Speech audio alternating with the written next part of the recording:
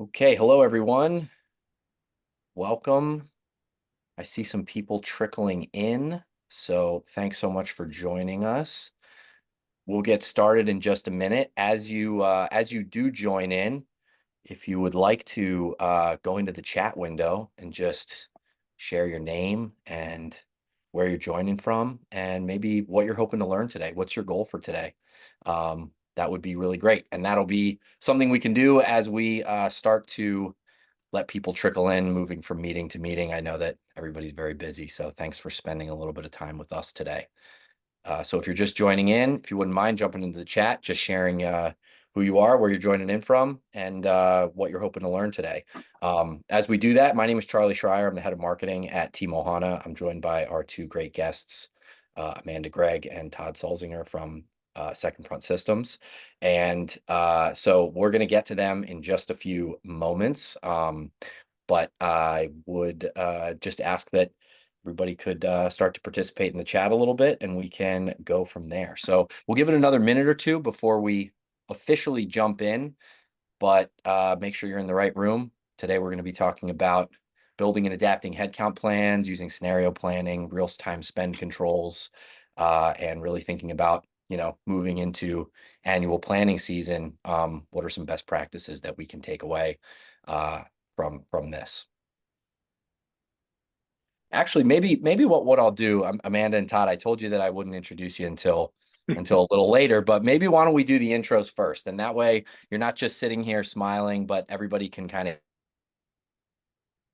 going, and then we'll do just a couple of slides, just to kind of set the stage and understand why are we having this discussion, why now for this discussion, and then we can jump into the Q&A. So Amanda, I'll start with you, and then if you could just tell us a little bit about your career path, how you got to Second Front, and then Todd, as soon as she's done, I'll just let you jump right in. You don't have to wait for me, and then we will go from there. That'd be great. Awesome. Hi, everyone. My name's Amanda Gregg. I am the VP of People Operations at Second Front Systems. I'm in Portland, Oregon, although I am a Bay Area native, so spent the majority of my career and time in the Bay Area on the peninsula until about 6 years ago when I moved up to Portland. I have about 15 years of experience in high growth, early stage startups. Prior to that, I was in law firms for several years doing also HR and recruiting. I was an early recruiter at a company called Palantir Technologies. They were about 150 people at the time. They're significantly larger there. I was there for about 5 years helping to build out their recruiting organization, specifically focused on the business development and customer facing engineering side of the house. So early there, saw a huge amount of growth. Then I moved to then I moved to Asana, which is also a Bay Area tech startup. They actually, fun fact, IPO'd on the same day. I was there for about 4 years, focusing also on talent acquisition, growing out the non-technical side of the house, did a little bit of work within the university recruiting space as well. So about 10 years total in Bay Area high growth startups. Moved my family to Portland at the time, did a year at Nike as a recruiter on the global GPMO, global product merchandising or operations. So totally different slant, learned all about supply chain and retail space, really interesting. Realized after a couple of months, I'm not a big company person, 9 years of Bay Area high growth startups. Then Nike, while wonderful, was a really big shift, and really realized my love is in high growth early stage startups. Went to Airbnb, spent a year there. Their Portland office had about 500 people at the time, building out mostly customer operations, trust, some engineering as well in the Portland office. Unfortunately, then COVID hit, and so was with about 75% of the talent acquisition team, my role was impacted. Then had a quick stint in a fintech company and an e-commerce startup until I got here to Second Front Systems, where I joined as the first talent acquisition manager. And my role just really quickly expanded to include all things, not just talent acquisition, but people operations. So while I have a deep background in talent acquisition and headcount planning deeply ties to that, right now I oversee all things, benefits, payroll, employee experience, bonus performance management, which we're in the process of running through right now. So I have seen a lot, been a part of a lot of different types of industries. And Second Front Systems, we are defense tech, so it's kind of full circle from my time at Palantir, where I am back in a space that is highly mission driven, which is very exciting. And I'm really excited to talk about how TeamOhana has been a helpful tool for us as we're going through a lot of growth and trying to get our headcount under control. And over to Todd. All right, thanks, Amanda. Yeah, Todd Sulzinger. I'm based in the San Francisco Bay Area, in Redwood City, about halfway between San Francisco and San Jose. I've been at Second Front as their director of FP&A, financial planning and analysis, since October of last year. Spent most of my career in FP&A. I've done a couple stints as a controller as well. Through that career path process, definitely decided I like the planning and strategic planning and future thinking versus closing the books and going through audits and that side of the finance house. So Second Front, when I first came on board, they had never done a bottoms up budget before. They'd done some high level planning and they wanted to grow that function. And that's why they brought me in, and we built our first bottoms up budget by department, headcount and expenses that we ended up uploading into TeamOhana. And now we're using TeamOhana to manage headcount tracking for us now, which has been fantastic. It's something that we'll talk about in the webinar going forward that I've struggled with at many companies in the past. So it's been great to use a tool like this. I'd never seen anything like this before in any other companies I've been at. I've used financial planning and budgeting tools outside of just Excel and Sheets, but never something that was, again, kind of customized to help us this way. So anyway, yeah, looking forward to chatting about our experience. Awesome. Great. Well, let me get into the meat of the webinar here. I'm going to reel back some of the TeamOhana conversation first, because we'll kind of get to that much later. I want to talk a little bit about some of the challenges, some of what we're seeing in the world, and why this discussion is important right now. Before we do that, let's just take a look at a agenda slide.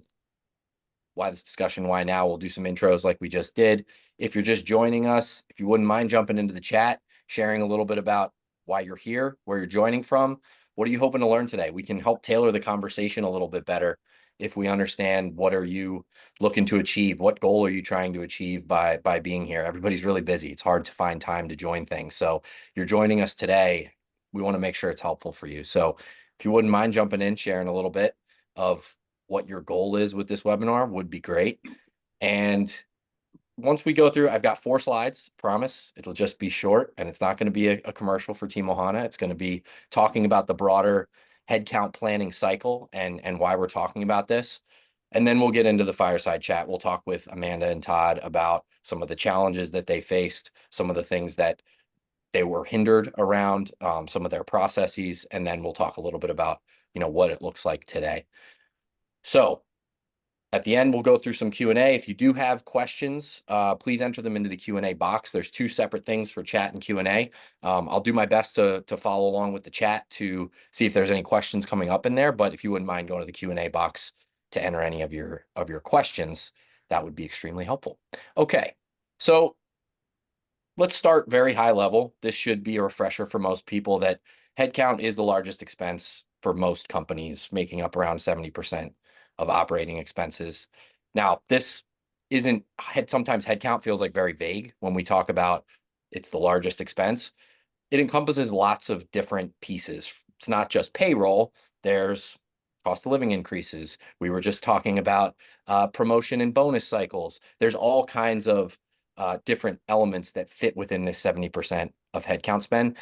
And what we're finding as we talk to lots of different company leaders is that managing this spend is very, very complex, but it's super critical, especially as you want to spur growth, as you want to make sure that you're very financially healthy as an organization. These things on the left-hand side, all rolling up into your largest expense, it's a difficult thing to manage. And one of the big pieces, the reason why this is such a challenge, at least that we're finding, is that headcount planning is very siloed. It's become very siloed. As each functional unit is working within their individual systems, you end up becoming more siloed and breaking down some of the workflows that really should exist, and some of that collaboration that should exist as you're creating headcount plans.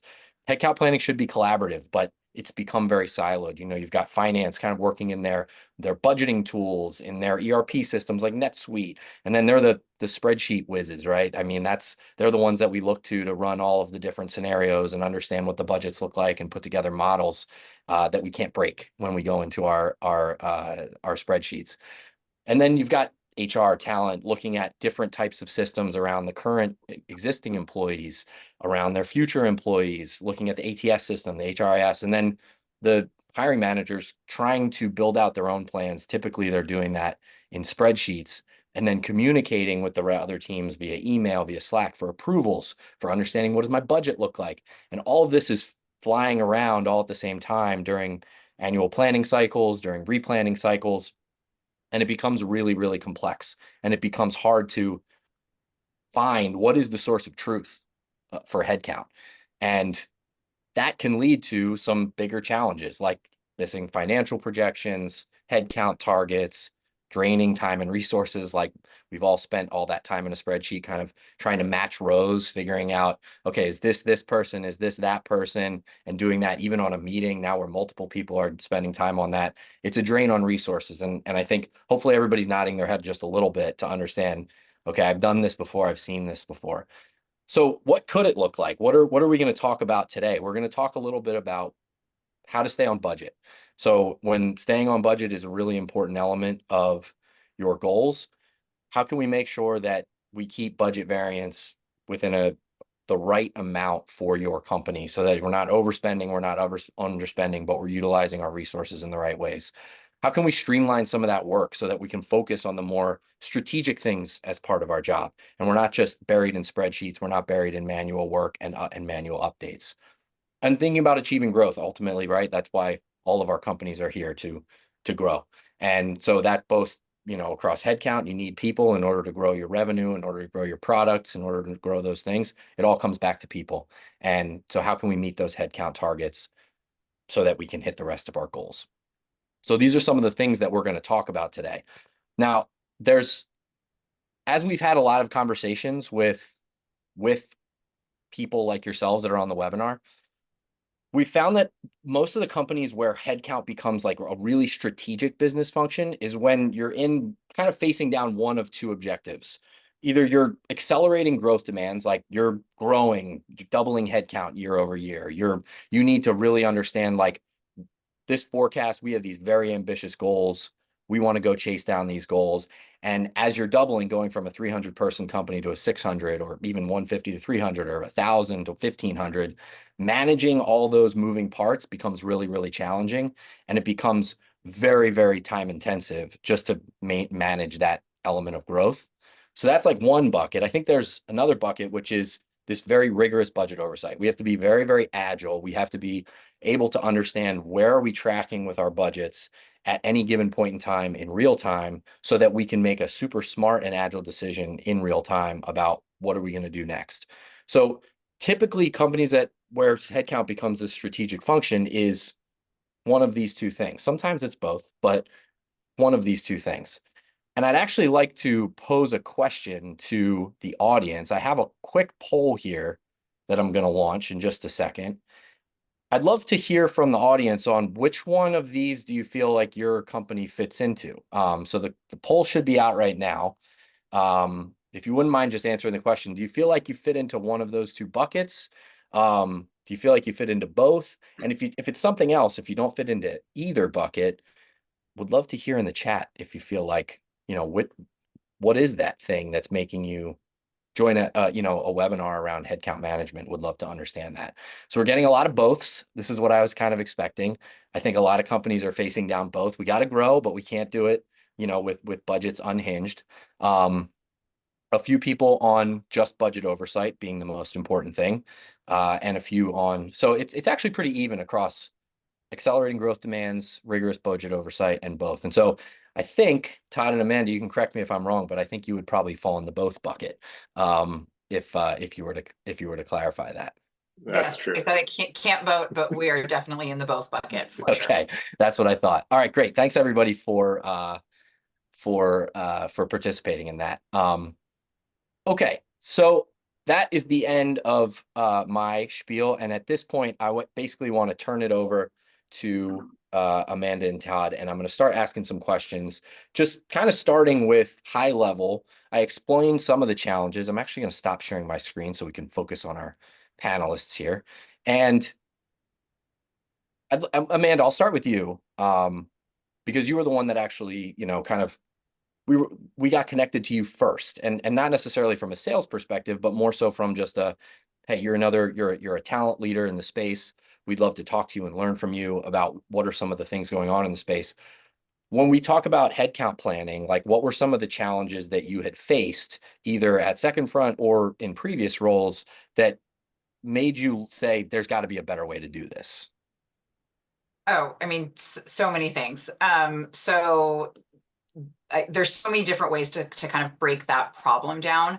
One is, I think earlier in my career, when the VC money was a little bit more free flowing and headcount planning was a little bit more aggressive, it was very hard for recruiters to understand, what am I targeting? I can speak to roles where it was just like, there are no headcount goals. It is, you just never stop hiring. That can create recruiter burnout. That can create, a lack of clarity around, how does this play into the broader company roadmap? What are all these people going to be working on? And so I think that, that was one end of the spectrum, whereas it just needed to create a little bit of order and structure for a recruiting team, or you are going to face severe burnout, and other potential consequences. And then I think, fast forward to where we are today, and we're in the exact opposite situation is, every headcount matters. Companies have moved from hiring at all costs, growth at all costs, pretty quickly to control costs. And so every head that you are hiring has to have a strong justification, and also has to be scoped properly, because you're not just, well, we'll just hire somebody else to fill this need if this person doesn't bring every single thing that we need to the table. And so now it's really helpful in us being able to be strategic about what roles we're hiring for and how that ties to a dollar amount. So I think headcount, the idea of a tool to help streamline this is helpful at both ends of the spectrum, especially, and I think about this again from, I lead a recruiting team. It allows me to have, like, having a source of truth that is not a spreadsheet is really helpful, because when we think about headcount planning, it is generally something that is driven by both finance and recruiting or the people team, but you also need to create transparency for your hiring managers or for your executive leaders. You need to be able to have different lenses for your different audiences, and pointing everybody to a spreadsheet where somebody might accidentally delete something or make a comment somewhere that then creates spiral is just not scalable and efficient. And so I think it's just having a tool and a source of truth that can be used at multiple levels cross-functionally across the organization is massively helpful. Yeah, I want to unpack something a little bit more, because I think, we come back to this idea of like spreadsheets kind of being this challenge, but can we unpack a little more about like why you wanted a single source of truth, but it can't be a spreadsheet? You mentioned a little bit about, okay, there's some transparency challenges with, maybe a note in there causing some spiral, but can we unpack it a little bit more and talk a little bit about why a spreadsheet can create challenges, and maybe beyond just, a note being confusing? Yes. Oh, and I'm going to self-admittedly I am not a great spreadsheet person. Like, I've taken basic Excel classes, and my capacity there is limited. So selfishly, that is a challenge that I have. But I think the challenge with spreadsheets are, everyone has their own, right? So finance may have one that is their source of truth, but you've got sales building out their operating model, right? So they're thinking about, how many salespeople do we need to close X number of deals? And so inevitably the spreadsheets are going to start to diverge at some point. And how do you capture that? How do you track the moment in time where what finance was tracking all of a sudden became different from what, you know, the chief revenue officer was tracking, you know? And so I think that having that single source of truth and having a record, you know, being able to pull a change log, which yes, you can pull change logs in spreadsheets, but if you have multiple spreadsheets, it again doesn't help you see where those points of divergence are. And Todd may have more insight into this because he's a much better spreadsheet person than I am. But I was going to ask the same question to Todd. Yeah, well, when I think about the way I've done it at other companies, right, you finish the budget and you hand off the approved list of new hires to the people ops team. What they do with it after that, it's hard to say. Maybe it gets multiplied, maybe it does or doesn't get distributed to all the right people. So to have things in one system where, you know, it's been blessed as final, again, people aren't going to delete something in TeamOhana as easily as you could in a spreadsheet or Google Sheet, or change a hire date or salary or bonus, whatever it might be. So that just inherently creates problems. And also the hiring managers don't have access at that same time to what's been approved in the budget. So having that again in TeamOhana as that one source of truth is, yeah, just far superior to spreadsheets, or even you know, like an EPM planning tool where it might have the headcount in there, but not with the same level of detail as we put in TeamOhana. I also, sorry, I do want to jump in and add one more data point. I think there's a level of accountability with hiring managers that a tool has that a spreadsheet doesn't. So often, and anyone who is in talent acquisition on this call this will resonate, is you're midway through a search, your top candidate is actually out of band. So you say, okay, well, we want this person, so we're going to change it from a level 3 to a level 4. That is not, like, in theory, that is a simple thing to say, but there are many downstream implications of that. And so this places like having the hiring manager take ownership of, you know, the money's all going to hit that person, you know, that manager's budget long term. So what are the trade-offs that they're willing to make? So if they want to hire a level 4, what are the downstream implications of future hires for them, or their bonus pool, or, you know, their offsite that they want to have? Like, there's so many different things, and I think it places some ownership on a hiring manager and a manager that this is their budget. And so if they want to lean in and spend it more, or horse trading, right? This has happened to me. This hasn't happened at Second Front, but I've seen this in other companies where we need BDRs. So I will give you one of my sales headcounts for 2 BDRs. Okay, great. What does that look like? Because there's a lot of other costs that are associated in a full-time headcount. We talk, you know, benefit. You said it's not just base salary. There's benefits. There's all the other things that go into it. And so, again, in theory, it sounds really, you know, easy to do those sorts of horse trades, but there's broader implications there. Yeah, and I think we've seen that. I've seen the positive things I've seen at Second Front is just that little bit of the like ownership, like you were talking about, Amanda, where people are just a little bit more conscious of, oh, okay, like if I do pull this headcount forward a month, or take it from you know, one level to a higher level, it's going to cost this much, and they can see it visually. And when they're actually making those decisions, there is just that sense of ownership that I wasn't counting on when we first implemented it, but it's this little bit of accountability that makes people feel more bought into their budgets and the whole hiring process and some of the trade-offs around those costs. And I think one of the things, well, you both touched on it a little bit, but there's, you know, one small change, like from a level 3 to a level 4, you said it has lots of downstream effects, and those downstream effects are both related to budget, as well as related to just org design and, you know, org capabilities, and what is your future team now going to look like, and what does that mean? I mean, offsite was kind of an interesting one, where it's like there are all these other elements that need to be considered, and that's why each of you, for finance and HR, finance and talent, both need to be involved in the approval process around that, I imagine that's why you would want to be a part of that approval process, so that you can think about some of those implications outside of, okay, it changes a number from this to this because we got a great candidate, but what are some of the other things that we need to consider?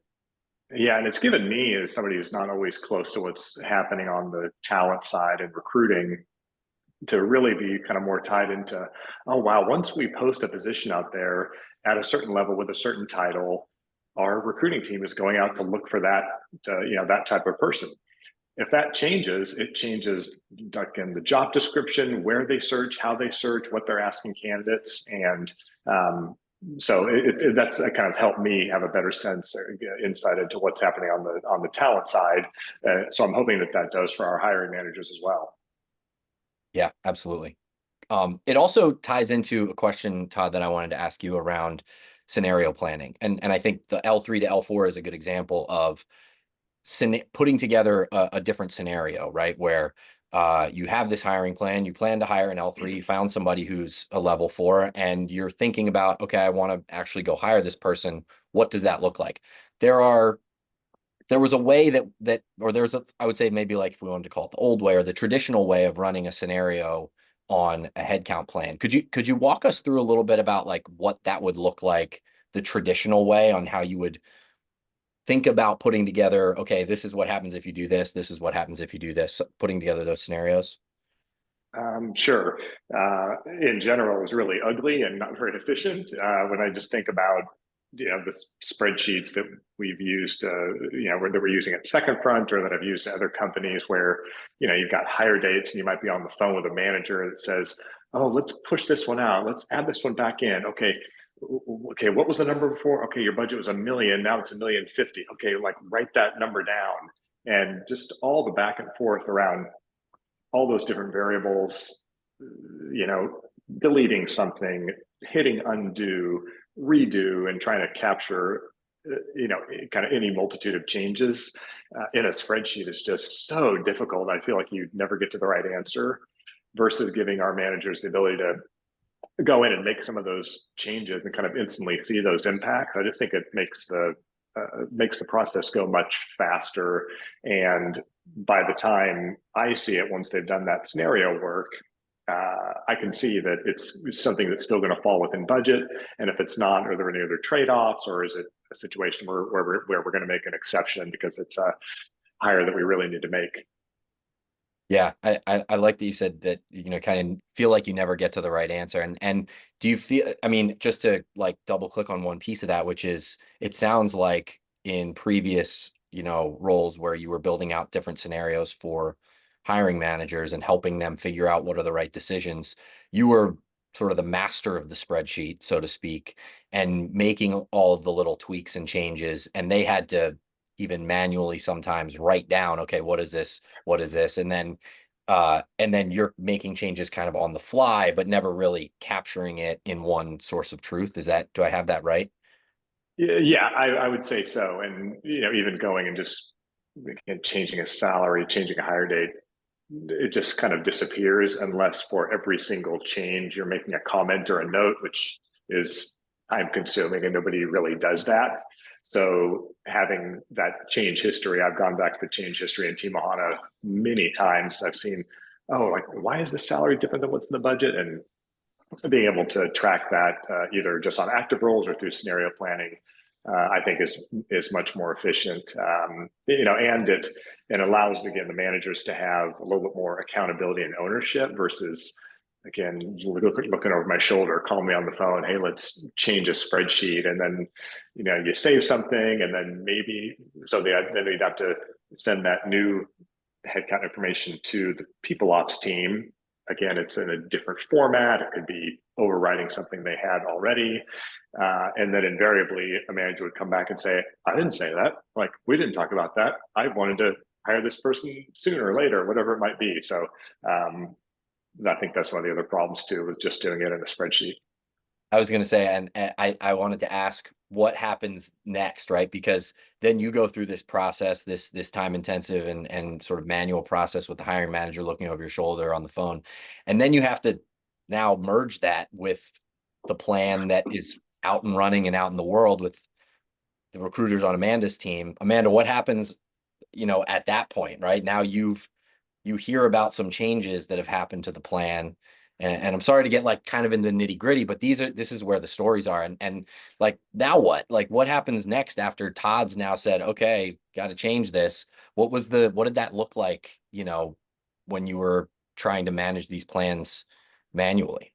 Yeah, I think so. Part of it is, I think this is very much the truth of in particular high growth startups, but I see this in larger companies as well, is there's a new initiative. There's a new, we're going to explore a new product and we need to all of a sudden build, a tiger team, and we don't have the resources in-house. So like, this is a brand new effort that nobody really saw coming, or maybe the executive saw it coming and it didn't get cascaded down.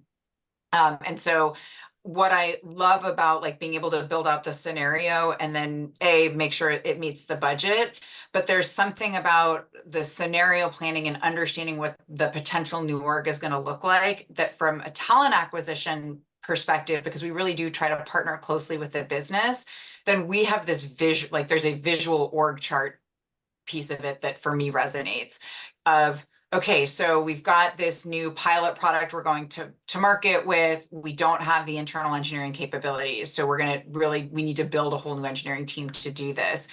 What does that look like, right? How does that fit into the org structure?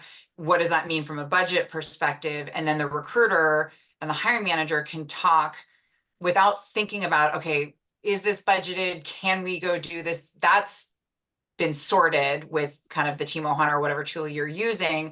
And then it really allows the recruiter and their key stakeholder, hiring manager, and business partner to really focus on what do I need to do to hire? They already know what parameters they're working on. They know kind of what the budget is going to look like. They roughly know what the level of engineers.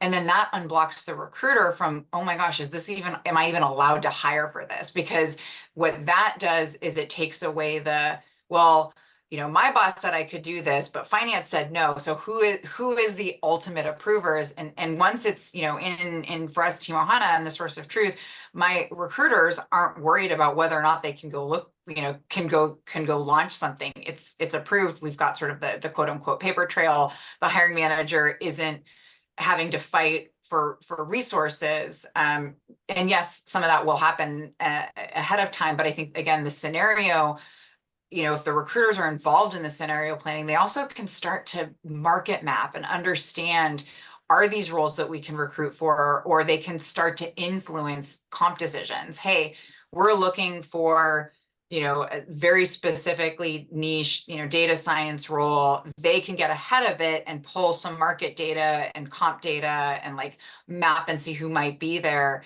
And it will save us later back and forth of like, well, this person actually doesn't exist within this comp range. I mean, we do this constantly when we go to market for new roles. Is like, oh, we thought this was the budget for it, but actually the market is telling us something very different. And so I think,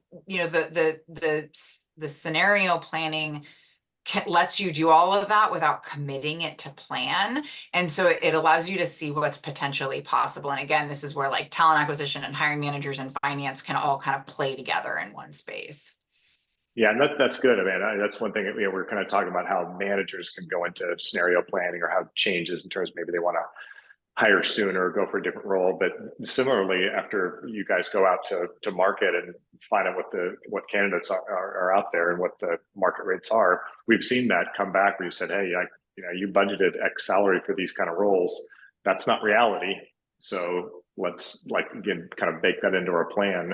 And what's the overall impact of that? That's great. And I think you've called attention to something that is like a small nuance sometimes of the headcount planning process, which is, and Amanda, you and I have talked about this before, but that oftentimes talent gets the plan. And actually, even Todd, you described it, I think, this way, where it's the plan gets handed to the talent team, and now they have to go try and sprint to probably meet hiring dates that are way too soon on, based on all of the different research. Or we tell our managers also, as you're going through your headcount plan and thinking about levels, make sure you reach out to the people ops team to make sure you're budgeting for the right level and the right salaries. And sometimes they do, sometimes they don't. So talent gets on the tail end of that as well.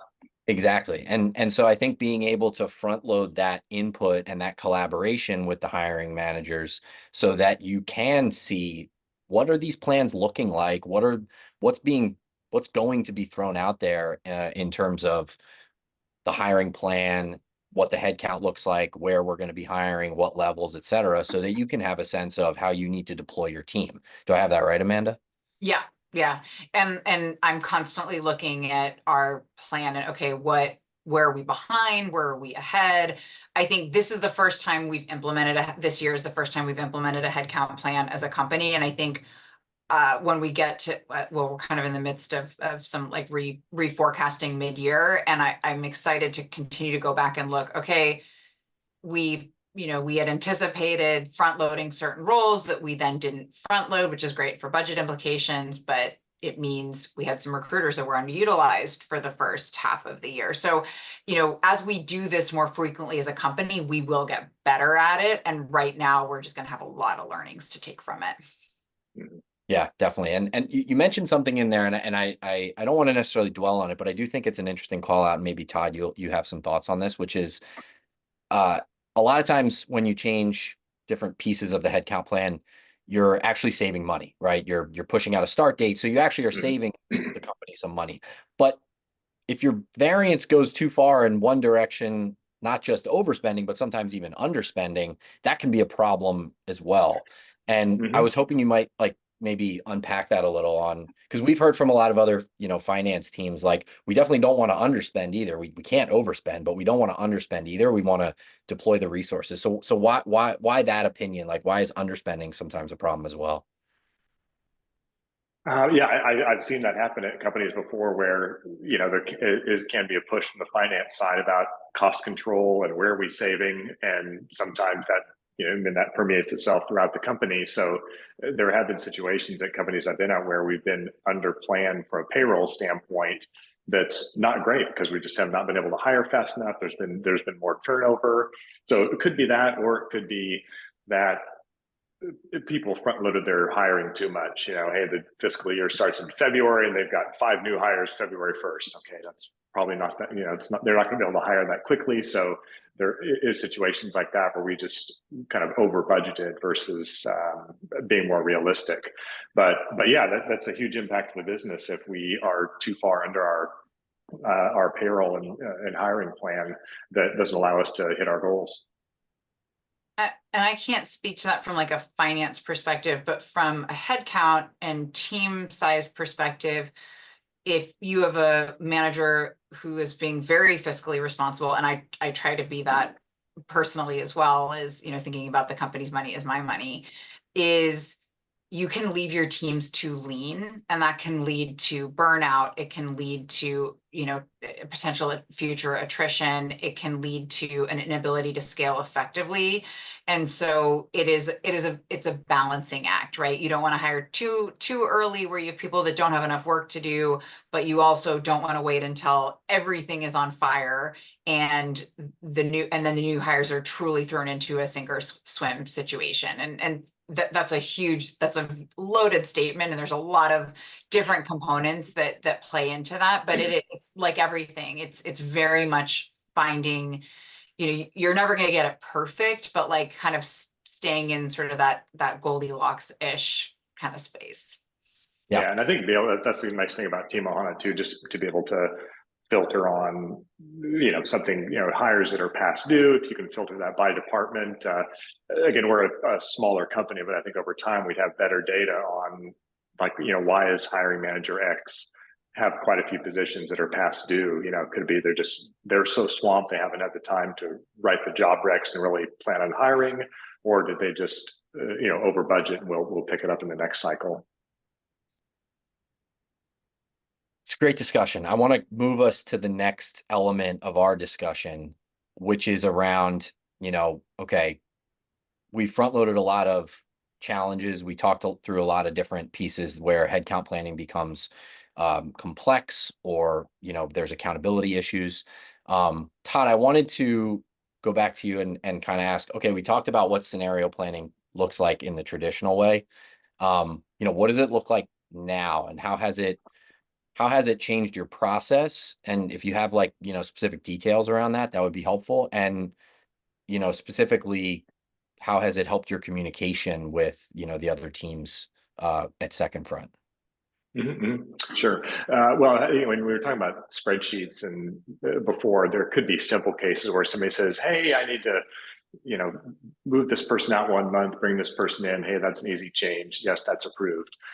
We had a bigger kind of reorganization post our budget completed within the engineering organization. A lot of moving pieces, and to be able to give our engineering leader the ability to go into TeamOhana and just kind of have a playground to just, change titles, hire date, salaries, all this, and allowing him to see, okay, here's the overall cost impact. And sometimes it was surprisingly good, like, oh my gosh, I thought there's no way I was going to be able to make this change or bring these hires forward or hire directors instead of managers, whatever it might be. He was pleasantly surprised that kind of within his overall salary budget that he had going into the fiscal year, he was able to do it all. And it was a lot of moving pieces, but it made him feel great. Like, okay, we have the budget approved by the board. Since that time, things have changed, but I still have this pool of dollars I can work with. I can kind of redo my organization, still stay within the dollar total, and kind of get everybody on board and allow me to see it, verify that all the dollars match up, and say, yeah, like this looks good. Let's change the hiring plan and go with the new one. And so what spurred that conversation, and was it a change in, like, what kinds of things was the head of engineering changing? Was he changing the types of roles? Was he dropping roles and adding new ones? Was he changing levels like we talked about before? Like, what were some of the changes that he made, and how did he know that he was staying in budget? I don't know, Amanda, maybe, I don't know if you can speak maybe to more some of the organizational changes. I think in terms of him being able to stay in budget, it's just, because of those dashboards, you're moving things around. You're like, yep, that cost me 100,000. That saved me 150. I just think seeing those changes as he's going through it is how he was able to visualize that. Yeah, I think a lot of times it's tied to, sometimes and this actually happens a lot in startups where we need this new really expensive hire for this very specific project. And okay, well, what does that mean for, like, are you prepared to give up some of your other, lower budgeted roles to be able to account for this, or are we changing the budget? And so I think that for giving especially executive visibility into some of these things and being able to say, okay, so if we make this hire, here's how this changes our overall headcount budget for the year, and like there are longer term implications, because we're not just, this isn't like a one and done, we're paying a contractor 100K to come in and do this project. Like, this is going to hit our books. This is what we spend on benefits. This is what we spend on all these different things. And so I think it's, again, really level setting and what are the longer term and bigger implications to the budget and the org. And then I think that, Todd mentioned sort of giving them a playground is, we have, we're going through, as we look at adding new product lines and product roadmap things. And what does that mean? Like, do we have the resources? And if we don't, if we want to go after this big, whatever opportunity in the market, what does this mean for us? What does our team need? And they can think about, the skills that currently exist on the team, and then understand what skills don't exist, where we need to add headcount. And like, again, taking it and seeing different implications and trying out different things. So if we say this person is going to get, like, it helps us decide, do we contract this as a short-term, is this a short-term solution? Is this a long-term solution? And they can go into scenarios and try lots of different things without committing it to the plan, have like fruitful discussions about it. And then by the time they're ready to commit it to the new plan, they have higher level of confidence in the changes that they're making. And again, in startups, the ability to adapt and change things quickly is absolutely critical. Yeah, and I think in the engineering case too, because he managed multiple departments, going back to the spreadsheet scenario, maybe if it was just within one department, he could kind of see, every change, what the total expense is going to be. But when it's engineering and security and product management that could be in multiple spreadsheets, and you want to take one here and add one there. And if those aren't linked together, I mean, it would just be impossible to do versus, oh, you manage these departments in TeamOhana, you can just filter on those and all the changes are in your entire organization, not just one cost center department. Yeah, again, it's something that would just be really hard to do in a spreadsheet.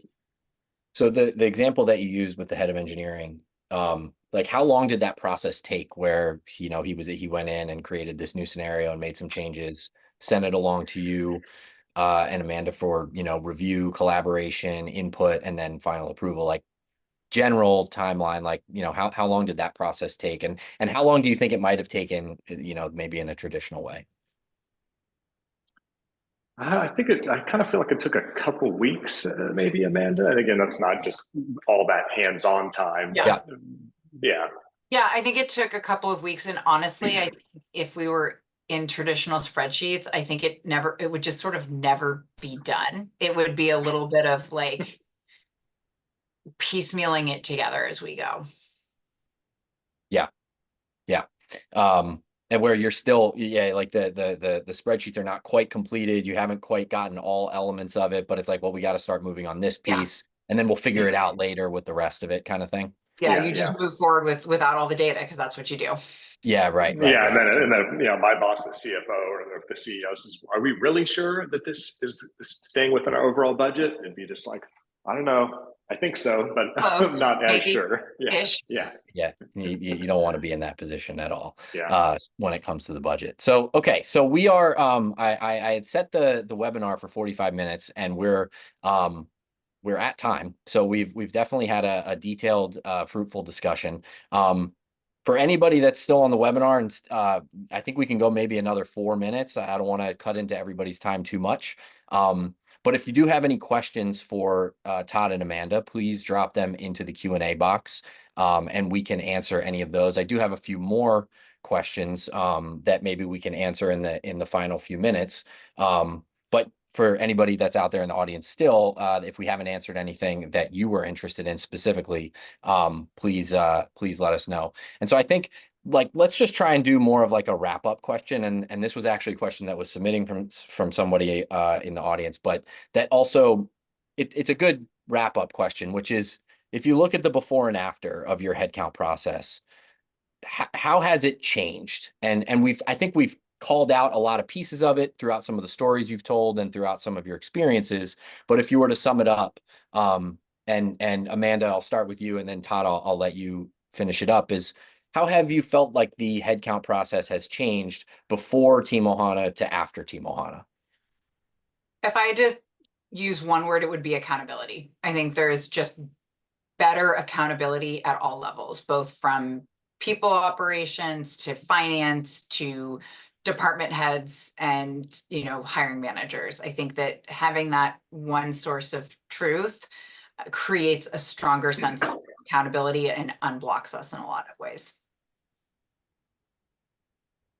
Yeah, I think from my standpoint, it's really having clarity on the hires. When I think of, when the headcount in TeamOhana gets its own ID, so to have actual IDs tagged with titles is so important, because I've been at other companies where, like, oh, we hired that person already, or we didn't, or or like, I guess backfills is another good example. When somebody leaves the company and TeamOhana can use backfills, and it's like you can actually see that thing and that hire, and you don't have it takes away the question of managers saying, oh no, I already hired the backfill for that, or I didn't, and you're saying, oh, that title changed to this title and I brought that person in, they took this role, and that's always been a mess at other companies, and TeamOhana kind of streamlines that and makes it a lot more clear. Excellent. Let me see if we have any other questions that came through. I do want to be respectful of everybody's time. So let me just see if there's maybe one more. I think there's one more about, we talked a little bit about like decision making. And I was wondering if there's like an example maybe of like a faster decision or a better decision that you felt like you were able to make with TeamOhana that would have taken a lot more time, energy, resources to make, specifically, obviously around headcount. Todd, if you have an answer. Sure. I guess I think, because Second Front is 100% remote company, the communication in TeamOhana with the chat, where you get an email to say, hey, you've got a question in regards to a certain headcount, to go in, see the comments, make an approval, tag somebody else. That communication flow, I think, happens, to me, it seems like it happens super fast from, hey, we need to hire this person, make this change. Is everybody on board and in the loop and approving it is something I think has been made that process really streamlined. Yeah, I think taking away our reliance on Slack. I mean, Slack is great for so many different things, but it also gets very noisy very quickly. And so I think, again, just going to having that source of truth and all the email integrations, and we're on the West Coast. Todd and I are on the West Coast. We have a ton of people on the East Coast, and so there's this. Yes, sometimes there's a little delay because of time zone differences, but for the most part, it really just makes those communication loops a lot faster, and you're not waiting for for someone to be online in Slack, and how do you capture that to ensure that it's the source of truth for audit trail purposes, and just TeamOhana makes a lot of that easier. Awesome. Well, Todd, Amanda, thank you both so much for your time. Thanks to everybody who joined our webinar today.